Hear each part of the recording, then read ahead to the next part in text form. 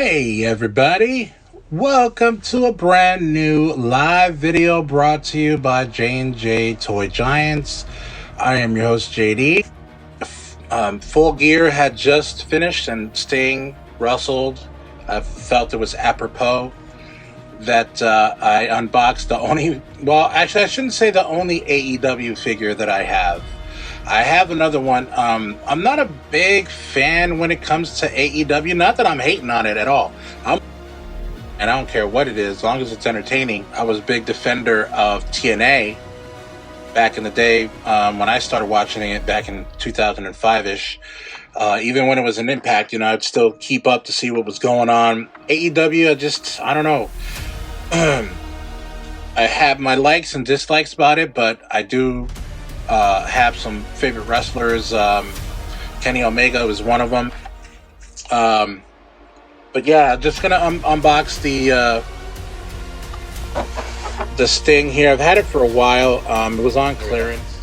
Ta-da! See? It moved. And this is the AEW Series 2 Unmatched right here. And let's look at this bad boy here. So if you guys have been following AEW or wrestling in and of itself, you guys know that Sting had made an announcement recently that he is going to finally retire. He's kind of like, let's see, who was the guy who always came back after? Oh, so he's almost kind of like Kiss, and it's so apropos that he has kind of makeup to go with his character. Kiss always said, oh, this is our last concert, this is our last album, and then they retire and then they come back. Sting has kind of been that way, even though that his stint in WWE was very, very short.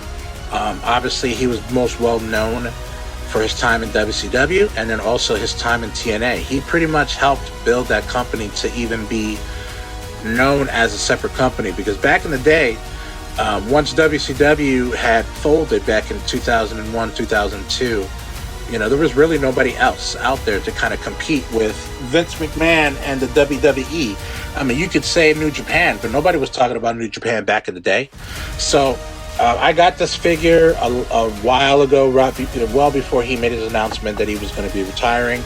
But I figured that, since today is Survivor Series and I wanted to get amped up for Survivor Series, I said, you know what? Why don't we just go ahead and unbox this bad boy? What better time than the present? So let's let this bad boy breathe. So there's another Sting that's out there where he actually has his coat or his jacket. I say it's a coat. And so then I think this one came after that. But this one was on clearance on Walmart, so my wife and my son was like, hey, you want to get this? And I'm like, yeah, sure, why not? If anything, I'm not a real big proponent of flipping figures, but if I figured that, no pun intended, I figured that if ever came the time that I would ever flip a figure or sell a figure after I've unboxed him, he may have some appeal, because this is kind of like his last iteration. I think this is his last figure that came out with AEW. Don't quote me if I'm wrong, but this is his last figure. I know there was a Comic-Con exclusive that came out, but that came out before this one, I believe. And so, I mean, he does have, it's kind of like their AEW's version of an elite figure. So he has articulation at the chest. When I took him out, his torso totally came out, but I was able to pop it back in. He does have these are pinned, what I was talking about before, if you guys can see. All right, so hopefully you can see, because it's black. There we go. You see those pins on the arms? Those are what they call pinned joints. WWE and AEW, WWE used to do that, but they don't do that anymore. But that's just like kind of my only thing that's, that kind of cringe to me, is that they do, they're kind of an eyesore when you're, because you can kind of tell too, like what I was talking about here. Shawn Michaels doesn't have pin joints, but yet he can move his arms pretty. But AEW does have most of their, or all of their figures actually with pin joints. He has articulation on his knees. It also rotates on the thigh, kind of like an elite would. So, unmatched is what AEW calls their, like what WWE calls their elites, their articulated figures. Their basics don't have as much articulation as the elites would. And I forget if they even have basic figures with AEW, but I know there are some figures that don't have that much of a articulation. And of course, he has articulation right here on his bicep, shoulder. You can move it up, move it around. His head moves around. This was also because when he came to AEW, he's been kind of like taking Darby Allin under his wing to kind of be a mentor to him, because Darby Allin is basically AEW's version of Sting. He also wears face paint like this, and Sting's face paint is like this. So he was basically, when he came out with this type of face paint, and this was back in '96, Scott Hall actually came up with the idea. He goes, "Hey, have you ever seen the movie The Crow?" And Sting says, "No, I don't think so." He goes, "You should. I think you'd look really, really cool wearing black with the white and black paint makeup." And therefore, in '96, they started doing these vignettes, these little spots on TV where they would show Sting. He didn't speak for almost 2 years. He didn't say a word. He would look at people from the Raptors up on top of the arena, and just stared people down like he was just gonna like mollywop you. And so essentially, back in '97, he said like maybe a couple words in '97 when he wrestled Hulk Hogan, Hollywood Hulk Hogan, for the WCW World Heavyweight Championship, which he then won at was it Halloween Havoc? No, Starrcade. He won it at Starrcade against Hulk Hogan. So he kind of kept that gimmick throughout his career after that. He did have a stint with the NWO Wolfpack, the red and the yellow. So then, of course, let me see here. I do show, there is an elite with him in the red and black paint, but I believe that one's a basic. And so I'm a big Sting fan, but as far as like AEW, I don't collect a lot of AEW figures. This is the only second figure that I have of AEW. The other one that I have is Kenny Omega, and like I said, the only reason why I got that one is because I won it in a giveaway through the Call Up. If you guys love wrestling and you want to listen to a good podcast, the Call Up is a good one. The Fig Cave is a good podcast. They don't necessarily talk about wrestling specifically, but they do talk about wrestling figures. The Fig Cave podcast, the Call Up, they don't really talk about wrestling, and they also talk about wrestling, but also figures and all that. So definitely check them out wherever you get your podcasts. But yeah, so this is actually a pretty cool Sting. And like I said, the only reason why I have it is because my wife and my son was like, "Hey, it's on clearance. You want to get it?" And I was like, "Yeah, sure, I'll get it." And he's just been, sitting on the sideline. As a matter of fact, when I was talking about the Crow, hold on one second, I'll be right back.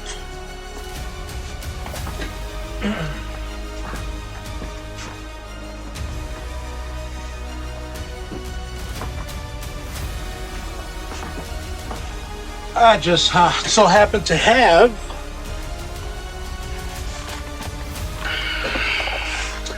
the Crow action figure by Diamond Select. So this, one of my favorite movies ever, and starred the late Brandon Lee, son of the famous martial artist Bruce Lee. And unfortunately, Brandon was killed during the shooting of this film. It was kind of like a big thing back in the 90s when this came out. What happened was, and being a film student currently right now, I understand how this happened, but it's something that shouldn't happen ever. So when the prop department, they're in charge of making sure that they have the real guns loaded and the fake guns, and what they have is what they call squibs. So basically, when you fire a fake gun, it'll show the little, squib that pops out of the chamber, but there's no real bullet coming out. They're blanks. But what happened was that somebody kind of messed up, and they put an actual bullet into one of the fake guns, essentially, and the bullet came out and hit him in the stomach, and he subsequently bled to death, and he died. This was reported out before the actual film came out, but it was very they were almost done with the film anyway, so it's not like they had to kind of scrap it or whatever. But I think he had done like 75-80% of the film, and then they had to have a stunt double kind of play him, and to the job that he needed to do before, after he passed away. But this is basically who Sting was basically mimicking, essentially, was The Crow. And this is the movie that Scott Hall, or Razor Ramon, you may remember him as Razor Ramon, told him that, hey, you should kind of do this for your gimmick. And in wrestling terms, a gimmick is basically like what your overall persona is going to be. And if you have face paint, that's a gimmick. You're doing a gimmick face paint, of some person, and then basically mimicking the Crow. So that's basically a little history there, guys, as far as like wrestling and in film history. Unfortunately, it's sad when people pass away, especially when they're filming a movie. You don't ever want to hear that stuff. Actually, it was so funny that I mentioned that, what happens in films. Alec Baldwin actually was kind of in a bit of a pickle himself. Again, somebody switched out a fake gun with a real gun, and he ended up shooting a guy and killing him. That's what happened. It is unfortunate that it happens. We don't want to ever have that happen, but it has happened a few times in the world of cinema, where people died while filming a movie. There was a death of. How did it get so morbid? My bad, y'all. There was a death that happened in filming Top Gun. Not many people remember filming Top Gun. When I think it was when they were filming the scene where Goose dies.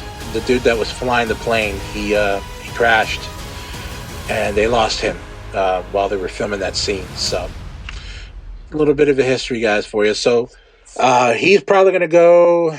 I don't know. He probably will be. I'll put him in like my miscellaneous ring with all of my other wrestlers. I try to get like current guys for Raw and SmackDown, but that's kind of like very, very expensive when you. And a lot of times too with wrestling, people come and go, or they get sent to another show, or they get another figure, and so therefore do you replace that figure with the new one, and that. So it gets really, really confusing and costly when you're collecting wrestling figures, because they do end up changing, or they go to a different promotion. And so Sting has so many WCW figures, and he has a few WWE figures. I mean, he doesn't have as many as WCW, but there are quite a few. And he's had maybe 2 or 3 AEW figures while he's been there for the last 3 years. 2 years, because he came during the pandemic. He joined AEW when it was in the pandemic, so that was around the time. But so that's Sting. He has his baseball bat. That's his moniker here. He always carries a baseball bat. Those are the figures that I've unboxed here on this live. I'll do another one, you guys. Because I want to make sure you guys get your money's worth when you come and see J&J Toy Giants on TikTok. And of course, hopefully you'll follow us on TikTok. Subscribe to our YouTube channel. We would definitely love that if you could.